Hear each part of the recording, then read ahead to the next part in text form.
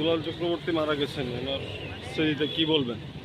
না, অত্যন্ত দুঃখের এই মৃত্যু। কারণ দুলাল দা ছিলেন একজন একনিষ্ঠ সাংবাদিক। একসময় উনি সরকারি কাজ করতেন, তারপর ভলান্টারি রিটায়ারমেন্ট নিয়ে উনি সর্বক্ষণের জন্যে সাংবাদিকতা করতেন। তো ব্যক্তিগতভাবে উনি ছিলেন আমার অগ্রজের মতো। এছাড়া ওনার বাড়িটা প্রেস ক্লাবের ঠিক উল্টো দিকে হওয়াতেই বেশিরভাগ সময় উনি আমাদের প্রেস ক্লাবেই থাকতেন এবং উনি ছিলেন একনিষ্ঠ পড়ুয়া। এখানে এসে কাগজ ইত্যাদি পড়তেন, আবার অনেক বই টই পড়তেন উনি।